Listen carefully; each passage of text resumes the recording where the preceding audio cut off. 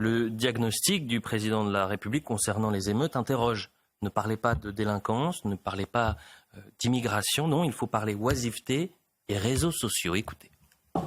C'était beaucoup de très jeunes qui étaient dans les rues. Et c'était des jeunes, c'est une erreur qu'on a commise, qui étaient souvent sans école depuis le mois d'avril. Réforme du brevet, réforme du baccalauréat, l'organisation commune, le système tel qu'il marche, plus de classe. L'oisiveté. Vous savez, les vieux préceptes parfois disent beaucoup. C'était des jeunes qui n'ont pas la chance d'avoir des familles qui les emmènent à la mer, à la montagne, qui justement n'ont pas assez accès à la culture, au sport. Ils s'ennuyaient. Et ensuite, les écrans ont eu un rôle très important qu'on n'avait jamais vu. C'est-à-dire, en quelques minutes, on voyait des centaines d'actions se déployer, des rendez-vous donnés sur tel ou tel, je ne ferai pas de stigmatisation, réseau social, par l'écran. Et il y a eu une forme de mimétisme qui a conduit à un embrasement totalement déraisonné. Quelle a été, Philippe, votre réaction, s'il vous plaît, racontez-moi dans votre canapé quand vous avez entendu ce diagnostic sur les émeutes?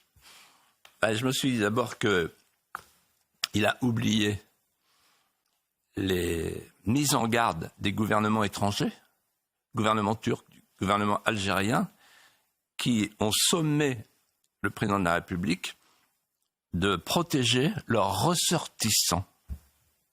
Si ce n'est pas ça des immigrés, leurs ressortissants.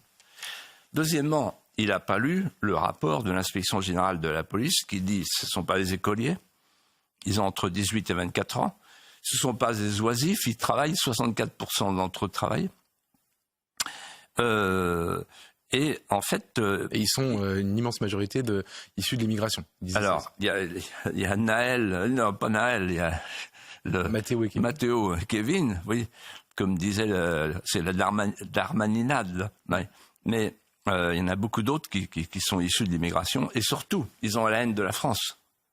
C'est-à-dire qu'ils brûlent des commissariats, des mairies, des bâtiments publics. Mais moi, je vais plus loin. En fait, ce que j'ai pensé dans mon canapé, je me suis dit, mais il ne voit pas, là, ce que son ministre lui avait dit, le ministre de l'Intérieur, le danger de la partition.